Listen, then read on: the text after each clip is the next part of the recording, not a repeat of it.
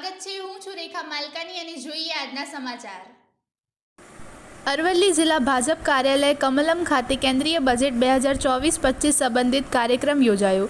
ડીસા વિધાનસભા ધારાસભ્ય પ્રવીણભાઈ માલી અને ભાજપ જિલ્લા પ્રમુખ રાજેન્દ્રભાઈ પટેલની અધ્યક્ષતામાં કેન્દ્રીય બજેટ 2024-25ના અનુસંધાને જાણકારી આપવામાં આવી। આ સાથે પ્રબુદ્ધ નાગરિક સંવાદ અંતર્ગત આજ રોજ મોડાસા 4 રસ્તા ટાઉન હોલ ખાતે પણ આ વિષય પર કાર્યક્રમનું આયોજન કરવામાં આવ્યું હતું। વર્ષ 2024-25 કેન્દ્રીય બજેટ અનુસંધાને રાખેલ કાર્યક્રમમાં ગુજરાત રાજ્ય અન્ન નાગરિક પુરવઠા મંત્રી ભીખુસિંહજી પરમારની ખાસ નોંધ ઉપસ્થિતિ રહી। આ સાથે અરવલ્લી જિલ્લા પંચાયત પ્રમુખ શ્રીમતી પ્રિયંકાબેનની પણ હાજરી રહી અચૂક રહી।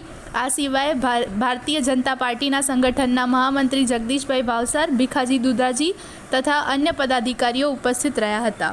ભારતીય જનતા પાર્ટી દ્વારા આજે બજેટ ઉપર એક વર્કશોપનું પ્રબુદ્ધ નાગરિકો સાથે સંવાદનું એક આયોજન કરેલું। એ જ નિમિત્તે પ્રદેશ દ્વારા નક્કી થયેલ પ્રેસ કોન્ફરન્સ આપણે આજે યોજી રહ્યા છીએ।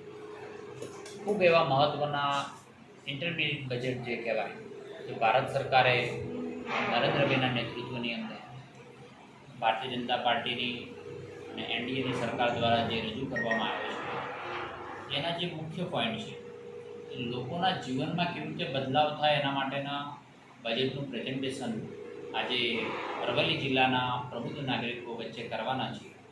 નિર્મલા સીતારામનજીએ દરેક વર્ગને આવરી લે નરેન્દ્રભાઈના નેતૃત્વની અંદર સર્વ એટલે 36 આલમના લોકોને, દરેક વર્ગના લોકોને ઉન્નતિ તરફ રસ્તો 2047 સુધી જે વિકસિત ભારત કરવાનો જે સંકલ્પ છે એ તરફનું બજેટ રજૂ કર્યું છે।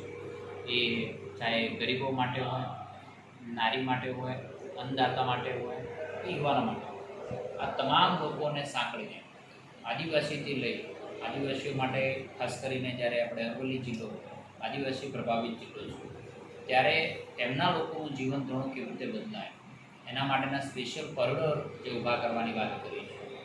એવી રીતે ગરીબ લોકોને અનાજ જે કોરોના પછી જે ચાલુ રહ્યું છે એ 5 વર્ષ સુધી પણ ચાલુ રાખવાની જે યોજના કરી છે। યુવાનો માટે ખાસ કરીને જે કોઈ પ્રાઇવેટ સેક્ટરની અંદર પણ જોબ સ્કિલ જોબ સાથે જોડાય તો એના ખાતાની અંદર 15,000 રૂપિયા આપવાની પણ યોજના જે કરી છે। એવી અનેક પ્રકારની બાબતો, અનેક સેક્ટરમાં જે બાબતો છે એ આજે અમે સંવાદ કરવાના છીએ। આના માટે રાજ્ય સરકારના મંત્રી શ્રી ભીખુસિંહજી અહીંયા ઉપસ્થિત છે, અમારા જિલ્લા પ્રમુખશ્રી પણ ઉપસ્થિત છે, અમારી જિલ્લાની આખી ટીમ ઉપસ્થિત છે।